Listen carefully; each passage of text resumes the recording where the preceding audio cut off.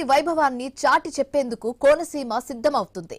Yes Yanam తీరంలో సంబరాలకు భారీ ఏర్పాట్లు చేశారు. అక్కడి బీచ్ ఫెస్టివల్ గా రాష్ట్ర పండుగగా నిర్వహిస్తున్నారు. ఎల్లుండి నుంచి 3 రోజుల పాటు జరిగే వేడుకలకు అమలాపురం ఎమ్మెల్యే ఆనందరావు ప్రత్యేక ఆహ్వానం పలికారు. పర్యాటకుల కోసం సాహస క్రీడలు రెడీ చేశారు. ఆంధ్ర గోవా బీచ్ గా పిలిచే ఎస్ యానం తీరంలో 4000 మంది కూర్చునేలా షెడ్లు ఏర్పాటు చేశారు. ప్రభుత్వం ₹1 కోటి ఖర్చు చేసింది దీనికోసం. రోజు సాయంత్రం మ్యూజికల్ లైట్స్, క్రాకర్స్ షో నిర్వహించబోతున్నారు. ముందు జాగ్రత్త చర్యలో భాగంగా గజ ఈతగాళ్లను సిద్ధం చేశారు. ఫుడ్ కోర్టులు ప్రత్యేక ఆకర్షణగా నిలవనున్నాయి.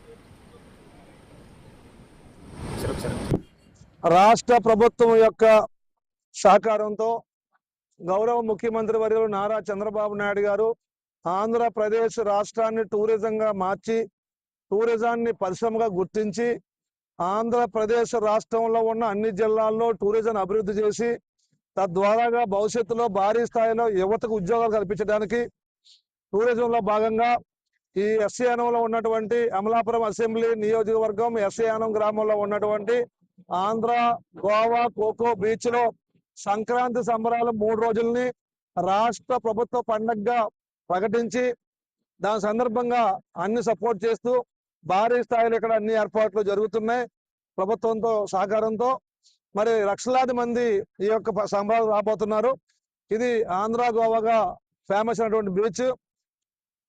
అత్యద్భుతంగా ఆంధ్ర గోవా బీచ్ ఫెస్టివల్ నామకరణం చేసి దీన్ని మా ఎమ్మెల్యే గారు, స్థానిక ఎమ్మెల్యే హైదరాబాద్ ఆనందరావు గారు చాలా ప్రతిష్టాత్మకంగా తీసుకుని ఇక్కడ మా బీచ్లో న్యాచురల్గా ఉన్నటువంటి వైట్ శాండ్ బీచ్ మరియు బ్యాక్ వాటర్ ఈ ఫెసిలిటీస్ని ఆయన మరిన్ని అంగులతో ఒక ఓపెన్ ఆడిటోరియం మరియు రెస్టారెంట్ అలాగే వివిధ రకాలైనటువంటి సౌకర్యాలతో మా బీచ్ని చాలా సుందరంగా డెవలప్ చేసి ఈ సంక్రాంతి సందర్భంగా అతిపెద్ద ఫెస్టివల్ని ఇక్కడ గవర్నమెంట్ వారిచే ఆమోదం పొందించి ఇది రాష్ట్ర పండుగగా గుర్తింపు తెప్పించి ఆయన ఈ పండుగని